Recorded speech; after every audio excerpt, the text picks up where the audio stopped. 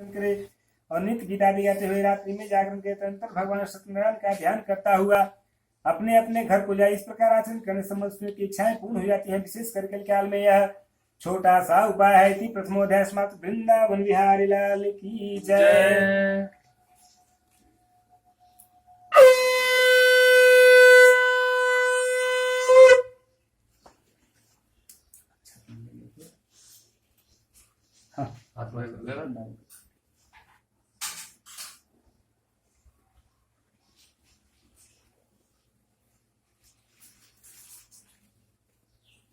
सूत जी ने कहा कि हे ऋषि, जिसने व्रत किया उसकी कथा मैं कहता हूँ सुनो। पहले काशीपुरी नामक सुंदर नगर में एक अत्यंत निर्धन ब्राह्मण रहता था। अभी बस बैठा था, ज्यादा नहीं, 2-4 मिनट रुका, ज्यादा समय नहीं खिले। वहाँ का अगर बैठा रही ना तो साथे बढ़िया बैठा रहा, अगला बार बढ़िया से बैठा रहा, लेकिन अगली बार बदमाशी कर रही।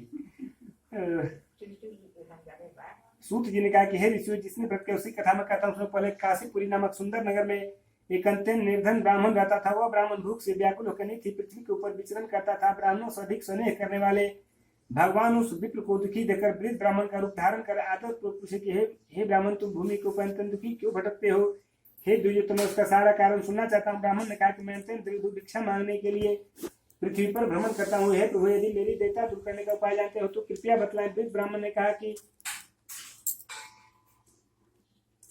विप्र भगवान विष्णु का पूजन करें। तब विप्र ने कहा कि मैं उन्हीं का पूजन करूंगा जिसके करने मात्र मनुष्य के समस्त दुखों से मुक्ति मिल जाती है। विधि पूर्वक व्रत को बदलाकर वृद्ध रूपी भगवान सत्यनारायण वहीं पर अंतर ध्यान हो गए।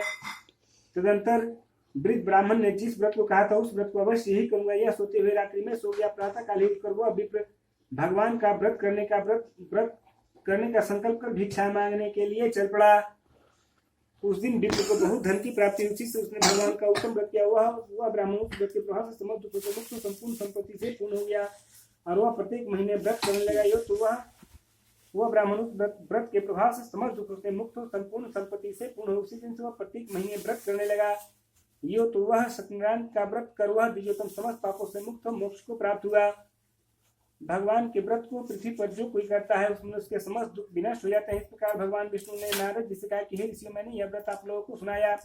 यह सुनकर ऋषि लोगों ने कहा कि हे मुने, उस ब्राह्मण से सुनकर इस पृथ्वी पर किसने किया वह हम सुनना चाहते हैं, हमारी विशेष श्रद्धा है। तब सूत जी ने कहा कि जिसने इस व्रत को भूमि पर किया उसकी कथा सुनो। एक दिन वही श्रेष्ठ ब्राह्मण धन और ऐश्वर्य के अनुसार स्वजनों से व्रत करने के लिए इतने में काष्ठ का लकड़ी बेचने वाला आया। समझ में आओ